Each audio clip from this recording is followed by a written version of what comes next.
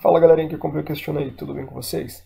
Bom, hoje a gente vai dar sequência então na terceira parte do nosso tema aqui, das sinapses e como elas acontecem, e a gente vai ver então um pouco sobre o potencial de equilíbrio.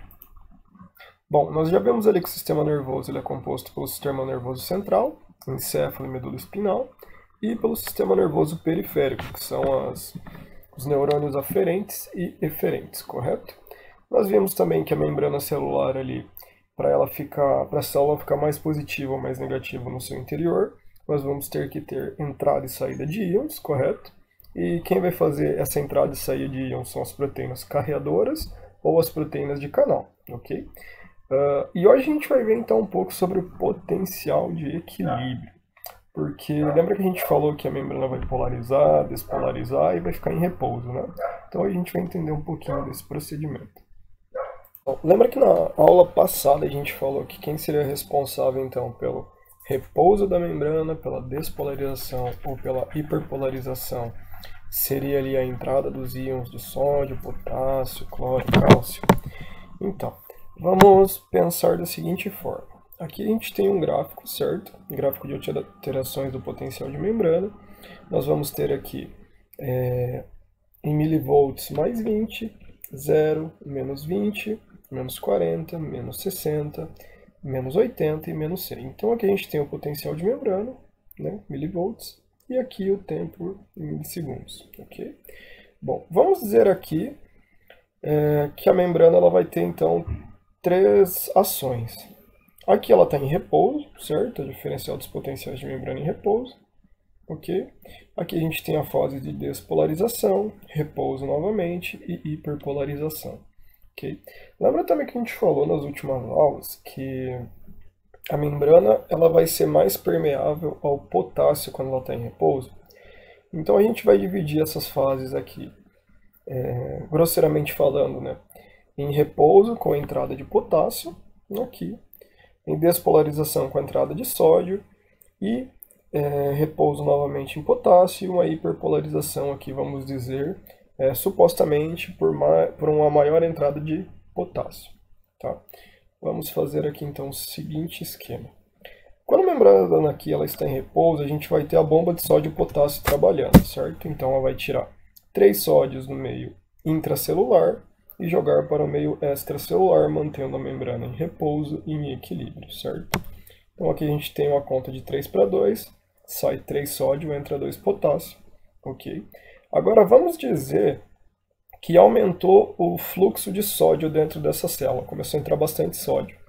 Entrando bastante sódio, então ela vai despolarizar, correto? Então ela vai ficar mais positiva, ela estava aqui em menos 70, ela passou aqui para próximo a menos 40, ok? Agora vamos dizer que os canais de potássio se abriram novamente e ela voltou aqui a se repolarizar aos poucos até chegar ao seu potencial de repouso, seu potencial de equilíbrio, ok?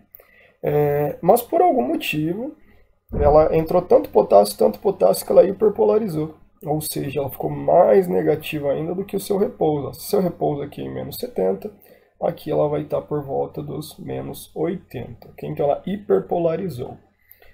Por algum outro motivo, abriu novamente os canais ali de sódio, ela voltou a começar a entrar então em repouso novamente, ok? Então o que nós temos aqui? Entrada de sódio e potássio vai causar essas alterações de membrana. Bom pessoal, então essas entradas de sódio, potássio ali, elas basicamente vão ter a função de manter o equilíbrio ou a homeostase da célula, certo? Essa é a função principal da membrana celular, manter a homeostase da célula, ou seja, manter o equilíbrio. Se tiver muito potássio ou muito sódio, ela não vai estar em equilíbrio, certo? Então, por isso que tem o trabalho da bomba de sódio e potássio para manter a homeostase dessa célula, para evitar que ela venha a uma apoptose ou que uma má função aconteça ali na célula. Agora, a gente vai começar a entender um pouco mais sobre o potencial de membrana. A gente viu ali que essas entradas vão causar despolarizações ou hiperpolarizações ou manter em repouso.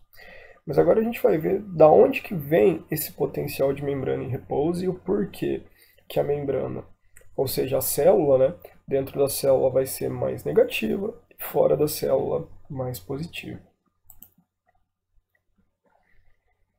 Para a gente entender então um pouquinho, a gente vai ter que falar sobre a equação de Nernst, certo? O que a equação de Nernst vai fazer? Ela vai dar o potencial de equilíbrio, certo? De um só íon. Ou seja, vamos dizer aqui, por exemplo, o potássio. O que ela vai fazer? Ela vai calcular a quantidade de íon fora da célula, mais a quantidade de íon dentro, dessa fórmula aqui, e vai nos dar o potencial de equilíbrio apenas do potássio. Se a gente fazer esse cálculo aqui com o potássio, com as concentrações que tem dentro e fora de uma determinada célula, vai dar em torno ali de menos 90 milivolts, ou seja, ela é mais negativa do que o nosso potencial ali de menos 70 do neurônio, correto? Guardem essa informação.